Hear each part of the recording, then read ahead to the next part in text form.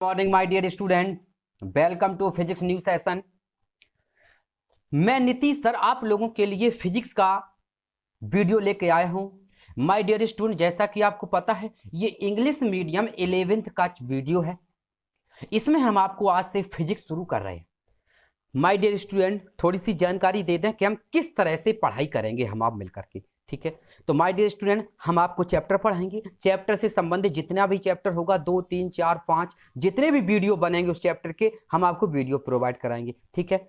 जैसे ही आपके चैप्टर खत्म होगा या चैप्टर खत्म होने के लास्ट वीडियो के पहले, ठीक है, लास्ट वीडियो के पहले हम आपको एक पीडीएफ देंगे। जैसा कि आपको थंबनेल में दिख रहा है, क्या लिखा है, विथ पीडीएफ नोट्स, ठीक है। तो आपको एक पीडीएफ देंगे, उस पीडीएफ के द्वारा आपको नोट्स बनाने हैं और फेयर कॉपी कंप्लीट करना है, ठीक है। आपको परेशान होने की जरूरत नहीं। अगर बुक है तो बहुत अच्छे, बुक नहीं है तो भी अच्छे। हम आपको इतना ज्यादा जितना भी हमसे हो सकता है हम आपको अधिक से अधिक सिलेबस संबंधित जो हमारा सब्जेक्ट है, सब्जेक्ट से संबंधित आपको अधिक से अधिक प्रोवाइड कराने की कोशिश करूंगा, ठीक है।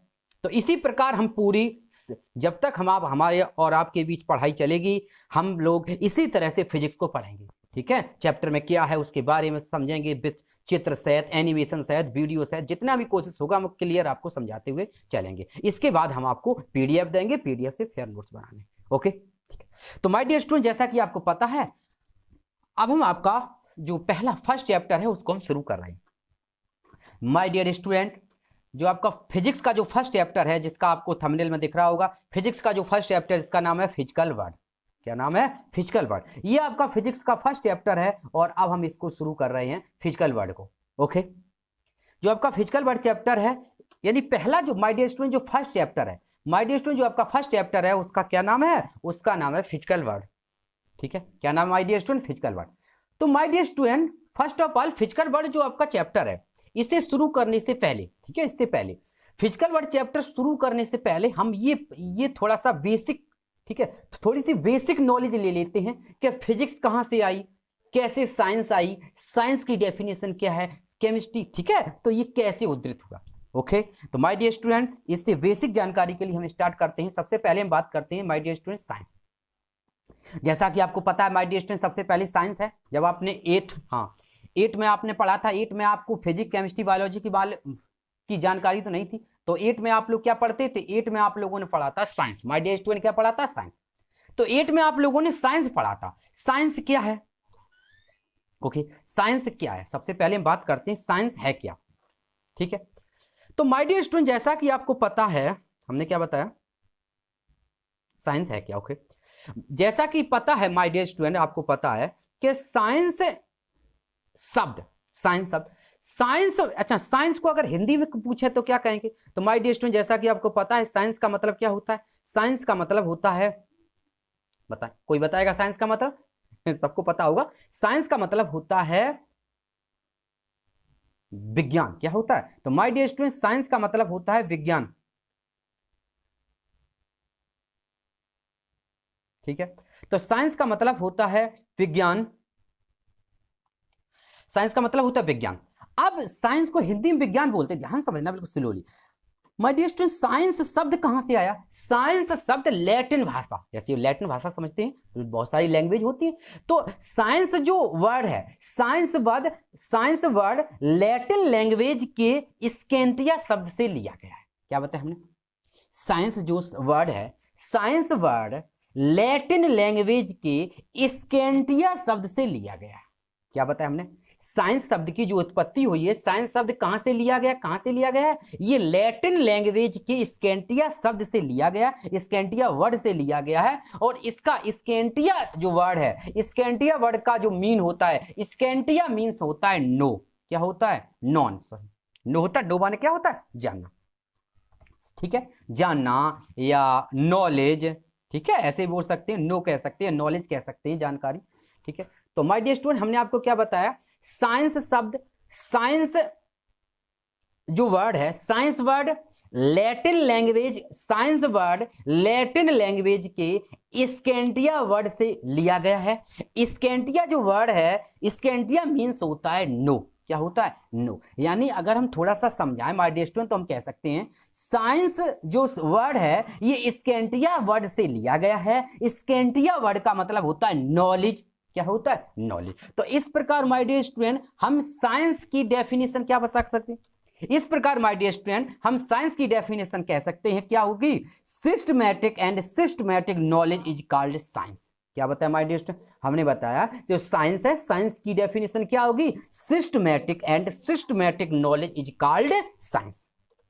हिंदी में देख लो तो इसको हम हिंदी में क्या कह सकते हैं, क्रमबद्ध एवं सुव्यवस्थित ज्ञान को विज्ञान कहते हैं। क्या बताया माय डियर स्टूडेंट, हमने बताया आपको क्रमबद्ध एवं सुव्यवस्थित ज्ञान को विज्ञान कहते हैं। साइंस है, साइंस की डेफिनेशन क्या हुई, साइंस की आपकी डेफिनेशन हुई systematic and systematic knowledge is called science. और हिंदी में क्या कहें, क्रमबद्ध एवं सुव्यवस्थित ज्ञान को विज्ञान कहते हैं। ठीक है, तो आपको हिंदी से कोई मतलब नहीं, हमने समझा दिया इसलिए समझ में आ जाए, आपको इंग्लिश से मतलब है। ठीक है, तो माय डियर स्टूडेंट एक बार हम फिर देख लेते हैं। साइंस वर्ड लैटिन लैंग्वेज के स्कैंटिया वर्ड से लिया गया है। स्कैंटिया मीन्स होता है नॉलेज या नो, जानना, नॉलेज या नो। ओके, तो साइंस की जो डेफिनेशन होगी माय डियर स्टूडेंट वो क्या होगी, वो होती है systematic and systematic knowledge is called science. तो यहां तक माय डियर स्टूडेंट क्लियर होगा आपको। चलो न्यू वीडियो में चलते हैं। तो माय डियर स्टूडेंट अब आप जैसा कि आपको पता है पीछे हमने आपको बता दिया साइंस के बारे में, आप समझ गए। ठीक है, अब हम बात करते हैं my dear student parts of science. Science के कितने पार्ट होते हैं, क्या बताया माय डियर स्टूडेंट, हमने बताया साइंस ऑफ पार्ट, तो देयर आर 3 टाइप्स। क्या बताया, साइंस कितने प्रकार की होती है, देयर आर 3 टाइप्स। साइंस आपकी 3 प्रकार की होती है, there are 3 types. First of all देखो जैसा कि स्क्रीन पर दिख रहा है, फर्स्ट ऑफ ऑल क्या होती है, तो my dear student first of all होती है फिजिक्स एंड केमिस्ट्री और एंड बायोलॉजी। ठीक है, इनका कोई इनका जो ऐसे बोल सकते हैं ऑर्डर है, ऑर्डर से कोई इफेक्ट नहीं पड़ेगा। ठीक है, चाहे ऑर्डर चेंज हो जाए उससे कोई मतलब नहीं। ठीक है, तो हमने क्या बताया, साइंस के कितने पार्ट होते हैं, देयर आर 3 टाइप्स। ठीक है, साइंस को 3 भागों में बांटा गया, first of all physics, second chemistry and third biology. ठीक है, तो अब माय डियर स्टूडेंट अब बात आती है, तो ये 3 पार्ट हो गए। अब माय डियर स्टूडेंट पूरी साल हमारी और आपकी किस चीज पर, पूरे किस पर बात चलेगी, वो फिजिक्स पर बात चलेगी। तो माय डियर स्टूडेंट हम आपको फिजिक्स पढ़ाएंगे और फिजिक्स ही आपको हमसे पढ़नी है। ठीक है, इतनी बात क्लियर है, तो हम आपको फिजिक्स ही पढ़ाएंगे और हमें आपको फिजिक्स ही पढ़ाना। ठीक है, केमिस्ट्री और बायोलॉजी आपको दूसरे सर पढ़ाएंगे। यहां तक बात क्लियर है। ठीक, जैसा कि आपको पता है फिजिक्स क्या है, केमिस्ट्री पता। ठीक है, तो अब माय डियर स्टूडेंट हम फिजिक्स की बात करें, बायोलॉजी पता ही है जीव। ठीक है, और केमिस्ट्री पता है केमिकल के बारे में, और बायोलॉजी पता है किस। ठीक है, चलो हम बात करते हैं फिजिक्स की, हम अपने टॉपिक बात करते हैं। तो माय डियर स्टूडेंट जैसा कि हम बात करते हैं आपकी फिजिक्स की, तो माय डियर स्टूडेंट फिजिक्स की बात करते हैं, तो फिजिक्स में सबसे पहले तो आपको यह होना फिजिक्स क्या है, अब यार मैंने बताया था। तो हमारा जो सब्जेक्ट है माय डियर स्टूडेंट वो हमारा फिजिक्स है। तो हम फिजिक्स की बात करते हैं, फिजिक्स शब्द कैसे हुआ, कैसे कहां से आया। तो माय डियर स्टूडेंट याद रखना, जो माय डियर स्टूडेंट जो फिजिक्स है, फिजिक्स जो वर्ड है, फिजिक्स वर्ड ग्रीक, क्या बताया, Greek, physics word Greek language के फ्यूसिस शब्द से लिया गया है। क्या बताया हमने, फिजिक्स जो शब्द है, फिजिक्स शब्द ग्रीक लैंग्वेज के फ्यूसिस शब्द से लिया, फ्यूसिस वर्ड से। ठीक है, फिजिक्स वर्ड ग्रीक लैंग्वेज के फ्यूसिस वर्ड से लिया गया है। फ्यूसिस जो वर्ड होता है, पहले समझ लो, फ्यूसिस जो वर्ड होता है इसके मीन्स होता है, फ्यूसिस जो वर्ड होता है इसका मतलब होता है नेचर। क्या होता है my dear student, nature, nature. फिर देख लो माय डियर स्टूडेंट, फिजिक्स जो वर्ड है ये ग्रीक लैंग्वेज के फ्यूसिस शब्द, फ्यूसिस वर्ड से लिया गया है। फ्यूसिस मीन्स होता है नेचर। क्या होता है माय डियर स्टूडेंट, फ्यूसिस मीन्स होता है नेचर। ठीक है, नेचर होता, इसलिए जो हमारी माय डियर स्टूडेंट फिजिक्स है इसको पहले हम नेचुरल, इसको पहले हम, ठीक है, नेचर साइंस भी कहते थे। क्या कहते थे माय डियर स्टूडेंट, इससे पहले हम नेचर साइंस यानी प्राकृतिक विज्ञान भी कहते थे।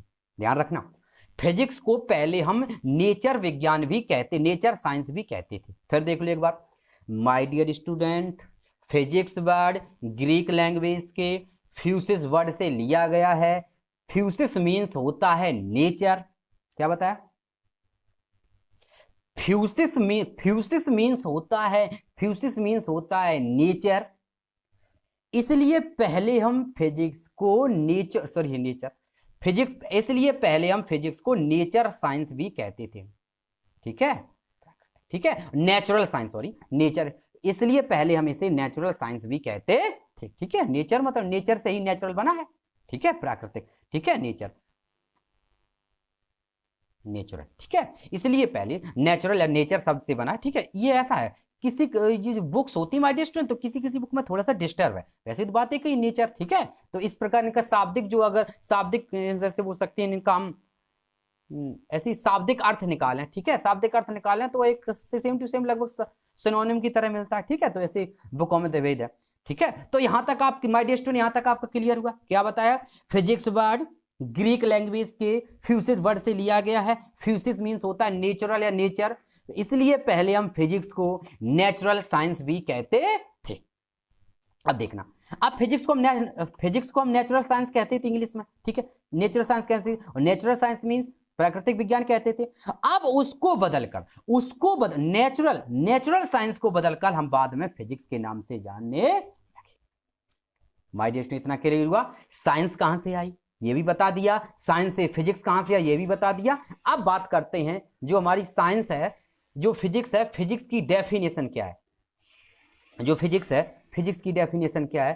तो माय डियर स्टूडेंट, फिजिक्स की डेफिनेशन क्या है? तो सबसे पहले हम देखते हैं फिजिक्स की डेफिनेशन क्या है। अब देखो, तो माय डियर स्टूडेंट, जैसा कि पता है हम फिजिक्स की डेफिनेशन देखते हैं, तो फिजिक्स की डेफिनेशन क्या है? देखो, फिजिक्स की जो, हाँ इसमें तो अच्छा, ये तो बहुत धुंधा सा हो गया है। चलो देखो, दिख रहा होगा हल्का से, कलर ज्यादा चेंज हो गया। फिजिक्स की डेफिनेशन क्या होती है माय डियर स्टूडेंट? यानी फिजिक्स इज द साइंटिफिक, ध्यान रखना, physics is the scientific study of focus.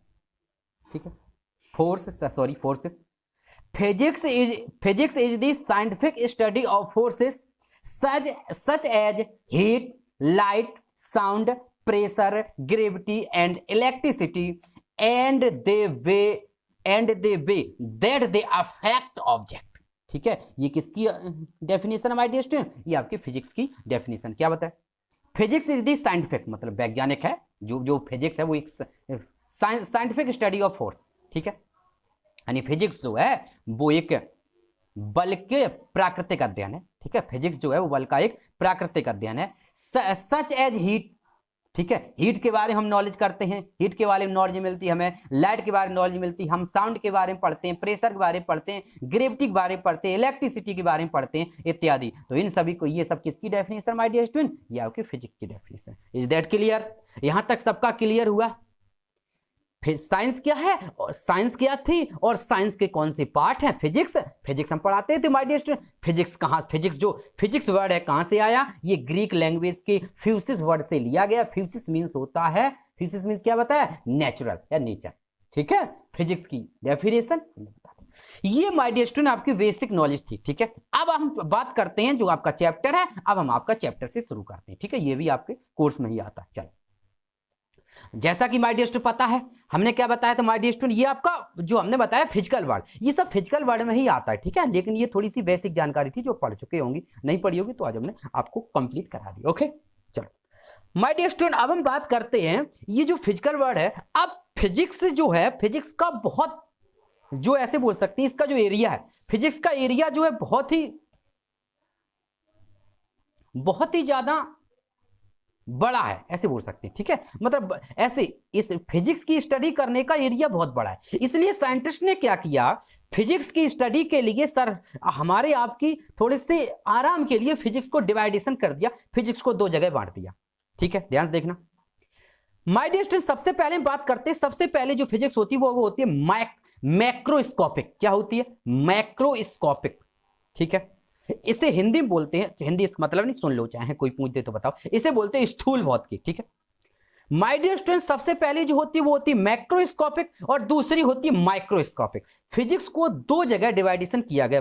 ठीक है, आपकी स्टडी के लिए। ठीक है, स्टडी के लिए फिजिक्स को दो पार्टों में, दो पार्ट में डिवाइड किया गया। फर्स्ट ऑफ ऑल मैक्रोस्कोपिक, दूसरी होती है माइक्रोस्कोपिक। मैक्रोस्कोपिक क्या होती है माय डियर स्टूडेंट, समझ लो। मैक्रोस्कोपिक के अंतर्गत हम बहुत सारी चीजों के बारे में जानकारी एकत्र करते हैं। यानी मैक्रोस्कोपिक के अंतर्गत हम थोड़े से जो भी ऑब्जेक्ट होते हैं, थोड़े से बड़े ऑब्जेक्ट के बारे में स्टडी करते हैं। ठीक है, ऐसे समझ लो। मैक्रोस्कोपिक के अंतर्गत हम बड़े बड़े ऑब्जेक्ट के बारे में स्टडी करते हैं। क्या क्या करते हैं वो बताएंगे, पहले समझ लो। मैक्रो को हम ऐसे भी बोल सकते हैं, मैक्रोस्कोपिक जो होती है वो हमारी मॉडर्न, ऐसे बोल सकते हैं, ऐसे ना मॉडर्न ना बोल, नहीं मॉडर्न नहीं, मैक्रोस्कोपिक होती है। इसके अंतर्गत, हाँ, इसके अंतर्गत हम बड़े बड़े ऑब्जेक्ट के बारे में स्टडी करते हैं। ठीक है, तो अगर कोई पूछे कि मैक्रोस्कोपिक का है, इसका ऐसे बोल सकते हैं, इसके जो फादर है वो कहें, तो कह सकते हैं मैक्रोस्कोपिक के जो फादर है वो है न्यूटन। क्या है? Sir Isaac Newton. फुल नाम होता है इनका सर आइजक न्यूटन। याद रखना, मैक्रोस्कोपिक की जो डिस्कवरी है वो आपकी सर आइजक न्यूटन के हैं। ठीक है, मैक्रोस्कोपिक जो फादर है वो है सर आइजक न्यूटन है। और जो माइक्रोस्कोपिक होती है इसके जो फादर है वो है आइंस्टीन। सर नहीं, हाँ आइंस्टीन। क्या है? आइंस्टीन। ठीक है, याद रहेगा। Macroscopic, macroscopic my dear student, जो मैक्रोस्कोपिक होती है इसके फादर हैं सर आइजक न्यूटन, और जो माइक्रोस्कोपिक होती है इसके फादर हैं आइंस्टीन। दोनों, ये दो जो पार्ट थे आपके, दोनों पार्ट क्लियर हो गए। अब हम बात करते हैं माय डियर स्टूडेंट क्या है। देखो माय डियर स्टूडेंट, मैक्रोस्कोपिक के अंतर्गत हमने बताया, क्या बताया? बिग ऑब्जेक्ट के बारे में स्टडी करते हैं। और जैसा कि आपको इसके वर्ड से ही क्लियर होता है, माइक्रो मींस होता है छोटा। माइक्रो मींस क्या होता है? छोटा। तो माइक्रोस्कोपिक के अंतर्गत हम बहुत छोटे कणों के बारे में अध्ययन करते हैं, जिनको हम अपनी नंगी आंखों से देख नहीं सकते। ठीक है, जिनको हम अपनी आंखों से देख भी नहीं सकते, उनके बारे में जो हम स्टडी करते हैं वो हमारी माइक्रोस्कोपिक के अंतर्गत स्टडी करते हैं। ठीक है, क्लियर है? जैसे माय डियर स्टूडेंट बात करें माइक्रोस्कोपिक, माइक्रोस्कोपिक के अंदर किसका अध्ययन करेंगे? देखो जैसे आपने एटम पढ़ा है, केमिस्ट्री में एटम पढ़ा, केमिस्ट्री में एटम पढ़ा होगा, एटम में पता होगा आपको इलेक्ट्रॉन, प्रोटॉन, न्यूट्रॉन होते हैं। इलेक्ट्रॉन मूव करते हैं, इलेक्ट्रॉन मूव करते हैं। अगर हम आपसे पूछा वो जो इलेक्ट्रॉन मूव करते हैं उस इलेक्ट्रॉन की स्पीड बताओ, कैसे होंगे, आकार बताओ, तो ये किसके अंतर्गत आएगा? ये आपका आएगा माय डियर स्टूडेंट माइक्रोस्कोपिक के अंतर्गत आएगा, क्योंकि बहुत ही सूक्ष्म है, माइक्रो है। ठीक है, चलो इसको बाद पढ़ते, सबसे पहले हम इस टॉपिक कंप्लीट करते हैं। तो माय डियर स्टूडेंट, जैसा कि आपको स्क्रीन पर दिख रहा है, मैक्रोस्कोपिक के अंतर्गत हम किसका अध्ययन करेंगे? तो माइक्रोस्कोपिक के अंतर्गत सबसे पहले हम करेंगे मैकेनिक्स का। समझना, ये सब अलग अलग फिजिक्स की ब्रांचें हैं। ठीक है, ये मैकेनिक्स जो होती है ये भी एक फिजिक्स की ब्रांच है, लेकिन कौन सी फिजिक्स के अंतर्गत आती है? तो याद रखना, ये मैक्रोस्कोपिक फिजिक्स के अंतर्गत आती है। अभी जब आगे जब पढ़ेंगे तो मैकेनिक्स वगैरह की एक बहुत मोटी मोटी बुकें मिलेंगी आपको एक एक। ठीक है, तो मैकेनिक्स के अंतर्गत पढ़ेंगे, किसके अंतर्गत? मैक्रोस्कोपिक। अब माय डियर स्टूडेंट, आपके माइंड में एक क्वेश्चन क्रिएट हुआ होगा कि मैकेनिक्स क्या होता है। तो माय डियर स्टूडेंट, मैकेनिक्स वो होता है इसके अंतर्गत हम किसी ऑब्जेक्ट की स्पीड, किसी ऑब्जेक्ट की वेलोसिटी, किसी ऑब्जेक्ट का फोर्स, किसी ऑब्जेक्ट के एक्सीलरेशन, उसका मोमेंटम, ठीक है, मोमेंटम, कंजर्वेशन ऑफ मोमेंटम, और सर्कुलर मोशन, ठीक है, सर्कुलर मोशन, एंगुलर मोशन, ठीक है, एंगुलर वेलोसिटी, एंगुलर मोमेंटम। तो इस प्रकार हम बहुत सारी चीजों के बारे में जो स्टडी करेंगे वो किसके अंदर? मैकेनिक्स के अंतर्गत ऐसे स्टडी करेंगे। ठीक है, फिर समझ लो हमने क्या बताया। मैकेनिक्स के अंतर्गत हम क्या क्या स्टडी करेंगे? किसी ऑब्जेक्ट की speed, velocity, time, acceleration, force, ठीक, एंड न्यूटन्स के लॉ, जो न्यूटन्स लॉ होते, न्यूटन के नियम है, एंड न्यूटन्स लॉ, कंजर्वेशन, इन सभी के बारे में जो हम स्टडी करेंगे वो हम किसके अंतर्गत स्टडी करेंगे? वो हम मैकेनिक्स के अंतर्गत स्टडी करेंगे। किसके अंतर्गत? मैकेनिक्स के अंतर्गत स्टडी करेंगे, है? ठीक है, चलो माय डियर स्टूडेंट, दूसरा जो पार्ट होता है वो होता है माय डियर स्टूडेंट ऑप्टिक्स। क्या होता है? ऑप्टिक्स। ये अपने ऑप्टिक्स पढ़ा होगा। ऑप्टिक्स मींस होता है प्रकाश की, ये अपने 10th में पढ़ाता है। जैसे reflection of light, refraction of light, total internal of reflection, critical angle and total internal reflection, lens, mirror, concave mirror, convex mirror पढ़े थे। स्नेल्स लॉ पढ़ा था, स्नेल्स लॉ, टेलीस्कोप। ये माय डियर स्टूडेंट, ये जितने भी आपने, जैसे आपने शॉर्ट मायोपिया, लॉन्ग मायोपिया पढ़े थे, आंख वगैरह के बाद आइस के बारे में पढ़ा था, ये सब किसके अंतर्गत पढ़ेंगे माय डियर स्टूडेंट? ये हम ऑप्टिक्स के अंतर्गत पढ़ेंगे। फिर समझ लो क्या बताया हमने, मैकेनिक्स के अंतर बता दिया। ऑप्टिक्स के अंतर क्या पढ़ेंगे माय डियर स्टूडेंट, जितना भी हमने बताया जो अपने 10th में स्टडी की थी, क्या क्या किया था, जैसे रिफ्लेक्शन ऑफ लाइट है, रिफ्लेक्शन ऑफ लाइट है, रिफ्लेक्शन ऑफ लाइट है, इस स्नेल्स लॉ पढ़ा, स्नेल्स ना है, स्नेल्स लॉ है, critical angle and total internal reflection है, मिरर है, कॉन्वेक्स मिरर है, कॉनकेव मिरर है, लेंस है, कॉन्वेक्स लेंस है, कॉनकेव लेंस है इत्यादि, टेलीस्कोप है। ये बहुत सारी चीजों के बारे में आपने स्टडी की थी, वो किसके अंतर्गत स्टडी करेंगे, ऑप्टिक्स के अंतर्गत करेंगे। ठीक है, ये जितनी भी स्टडी होती है वो हमारी ऑप्टिक्स फिजिक्स कहलाती है। कौन सी, ऑप्टिक्स। क्लियर है, समझ में आ रहा है my dear student, okay.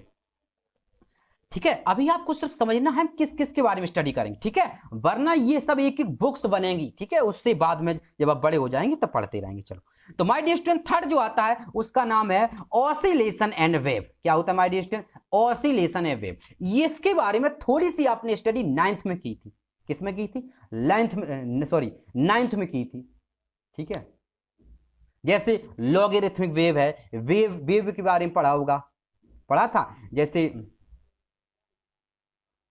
Wave length, ठीक है, वेव लेंथ है, फ्रीक्वेंसी है, टाइम पीरियड है, सिंपल हार्मोनिक मोशन है। ये सब किसके अंतर्गत स्टडी करेंगे, ये हम स्टडी करेंगे oscillation and wave. Oscillation and wave इसके अंतर्गत हम स्टडी करेंगे। किस, क्या क्या बताया हमने, जैसे वेव लेंथ है, व्हाट इज वेव है, डेफिनेशन ऑफ वेव है, ठीक है, लॉगरिथमिक ऑफ वेव है, फ्रीक्वेंसी है, टाइम पीरियड है, फ्रीक्वेंसी है, टाइम पीरियड है, ठीक है, ये सब किसके, सिंपल हार्मोनिक मोशन है, ये हम किसके अंतर्गत स्टडी करेंगे माय डियर स्टूडेंट, ये हम स्टडी करेंगे किसके, oscillation and wave. Oscillation and wave इसके अंतर्गत हम स्टडी करेंगे। माय डियर स्टूडेंट जो फोर्थ पार्ट है इसका, जो चौथा है वो फोर्थ है, वो उसका नाम है थर्मोडायनामिक्स। क्या नाम है my dear student, thermodynamics. Thermodynamics के अंतर्गत हम क्या क्या स्टडी करेंगे, तो माय डियर स्टूडेंट आप याद रखना, थर्मोडायनामिक्स के अंतर्गत हम स्टडी करेंगे क्या, हीट, पावर ऑफ हीट, ठीक है, हीट, पावर ऑफ हीट, ठीक है, थ्योरम ऑफ बर्नौली, ठीक है, यानी Bernoulli theorem, okay, Bernoulli theorem, venturimeter, Bernoulli theorem, venturimeter, ठीक है, और लाइनियर एक्सपेंशन कॉफिशिएंट, ठीक है, लाइनियर एक्सपेंशन कॉफिशिएंट, क्षेत्रीय expansion coefficient, volume expansion coefficient, ठीक है। तो मेरे कहने का मतलब ये हम जितनी भी, ऐसा समझो, थर्मोडायनामिक्स के अंतर्गत हम स्टडी करेंगे किसके लिए, थर्मोडायनामिक्स के अंतर्गत हम स्टडी करेंगे किसी ऊष्मा, देखो थर्मोडायनामिक्स को क्या कहते हैं, ऊष्मी कहते हैं, तो ऊष्मा के बारे में अब पता है, हीट, ऊष्मा मतलब क्या होता है माय डियर स्टूडेंट, हीट, और हीट के अंदर हम क्या क्या स्टडी करेंगे, जैसे हमने कोई ऑब्जेक्ट उसको गर्म किया तो उसमें कितनी ऑब्जेक्ट है, तो हीट के बारे में स्टडी करेंगे, उसका कितना ताप है, टेम्परेचर के बारे में स्टडी करेंगे, उसमें कितनी उसकी पावर है तो उसकी पावर के बारे में स्टडी करेंगे, ठीक है। वो बर्तन गर्म करने पर फैल गया, एक्सपेंशन हो गया, तो हम लाइनियर एक्सपेंशन के बारे में स्टडी करेंगे, उसका क्षेत्रफल फैल गया तो हम एरिया एक्सपेंशन के बारे में स्टडी करेंगे, उसका आयतन फैल गया तो वॉल्यूम एक्सपेंशन के बारे में स्टडी करेंगे, ठीक है, तो हम इसके बारे में स्टडी करेंगे, ठीक है। अब ये आगे जो भी हमारे चैप्टर आते हैं पढ़ते चलेंगे, परेशान ना हो, बस समझ लो, ओके। चल, एक और बच्चा माय डियर स्टूडेंट, इसका नाम है इलेक्ट्रोमैग्नेटिक। क्या होता है my dear student, electromagnetic, okay.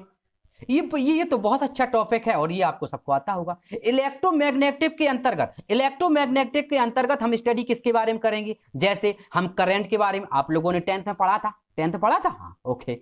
My dear student आप लोगों ने इसको 10th में पढ़ा था, तो इसके अंतर्गत आप लोग किसके बारे में स्टडी करेंगे, तो माय डियर स्टूडेंट जैसा कि आपको पता है, इलेक्ट्रोमैग्नेटिक के अंतर्गत आप स्टडी करेंगे, करंट के बारे में स्टडी करेंगे, आप चार्ज के बारे में स्टडी करेंगे, आप पोटेंशियल के बारे में स्टडी करेंगे।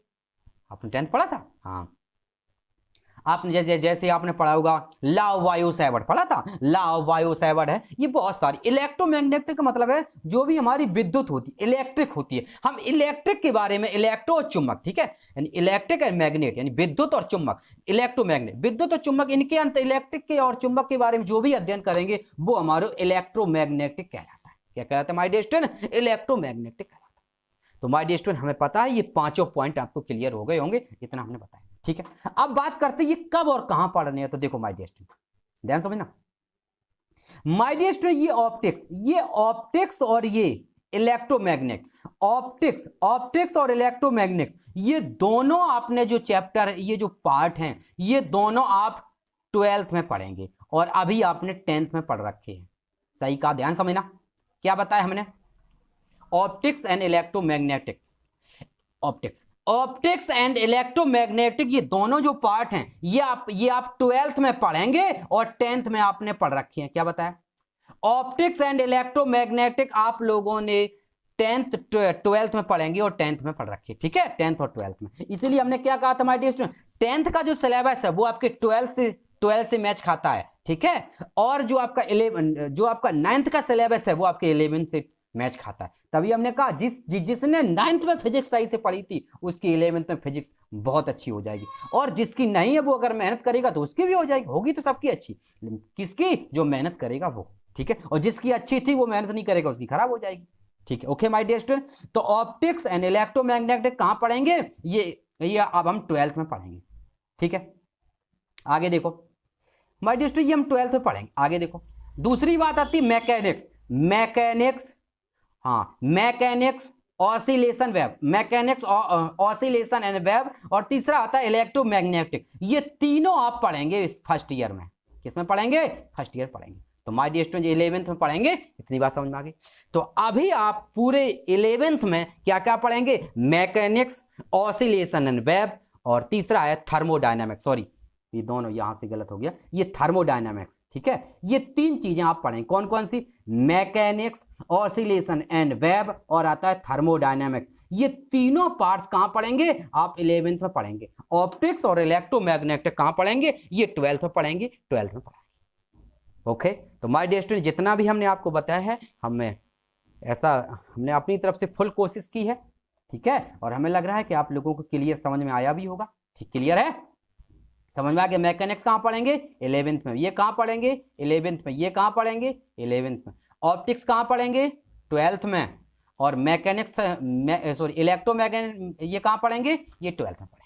ठीक है, तो माय डियर स्टूडेंट, जो हमने बताया मैक्रोस्कोपिक के जो पार्ट होते हैं वो इतने होते हैं। क्या क्या पढ़ेंगे स्टडी, वो हमने आपको बता दिया। ठीक है, अब माय डियर स्टूडेंट बात आती है किसकी? अब बात आती है माय डियर स्टूडेंट माइक्रोस्कोपिक। किसकी बात आती है? माइक्रोस्कोपिक की। अब माइक्रोस्कोपिक के अंदर हमने बताया कोई एटम होता है, एटम के अंदर जो मूव करते हैं इलेक्ट्रॉन, मूव की स्पीड, साउंड और उसके मूव के बारे में जो भी स्टडी करते हैं वो किसके अंतर्गत आता है? वो आपका माइक्रोस्कोपिक के अंतर्गत आता है। ठीक है, अब इसके बारे में हम आपको अगले वीडियो में पढ़ाएंगे, क्योंकि वीडियो भी बड़ा हो गया, ज्यादा बड़ा है, पहला वीडियो है, ज्यादा बड़ा हो जाएगा, समझ में कुछ नहीं आएगा। ठीक है, ओके माय डियर स्टूडेंट। ठीक है, तो जैसा कि आपको पता है, अगर आपको अच्छा लगा हो, ठीक है, तो आप इस चैनल को सब्सक्राइब कर लें। ठीक है, और जो भी आपके कमेंट्स, अगर वीडियो आपको जैसा लगा हो, अच्छा लगा हो, खराब लगा हो, जिस तरह का वीडियो लगा हो, आप हमारे कमेंट बॉक्स में लिखें। जैसे वीडियो के बारे में जो भी लगा हो आप लिखें। ठीक है, आप अपनी जो भी आपकी राय हो वो हमें बताएं। ठीक है, और इसी के साथ ही हम ये वीडियो समाप्त करने की ओर चलते हैं। कल फिर मिलेंगे नई वीडियो के साथ। आज का जो मोटिवेशन वीडियो है माय डियर स्टूडेंट, वो समझ लो क्या है। अभी तो इस बाज की असली उड़ान बाकी है, अभी तो इस बाज की असली उड़ान बाकी है, अभी तो इस परिंदे का इम्तिहान बाकी है, अभी अभी मैंने लांगा है समुद्रों को, अभी तो पूरा आसमान बाकी है।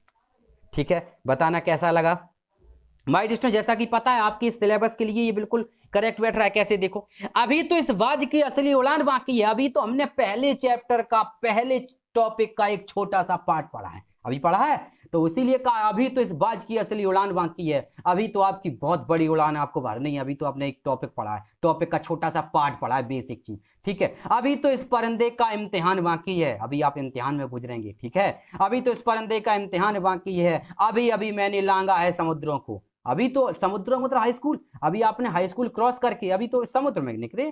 ठीक है, अभी तो समुद्र से मान लो एक तरह का आपके लिए समुद्र ही था, क्योंकि आपने अपनी लाइफ में पहली बार बोर्ड परीक्षा दी थी। कब? हाई स्कूल में। सही है, अभी अभी मैंने लांगा है समुद्रों को, अभी तो पूरा आसमान बाकी है, अभी तो इंटर, बीएससी, एमएससी, पीएचडी। ठीक है, अभी बहुत आगे तक आपको जाना है। ठीक है, तो माय डियर स्टूडेंट, फिर एक बार कह रहे आपको जैसा भी लगा हो वीडियो के बारे में आप लोग जरूर लिखें। ठीक है, कल हम फिर मिलेंगे नई वीडियो के साथ। तब तक के लिए तब तक के लिए मैं नीतीश सर आप लोगों से विदा लेना चाहता हूं। Okay, good bye.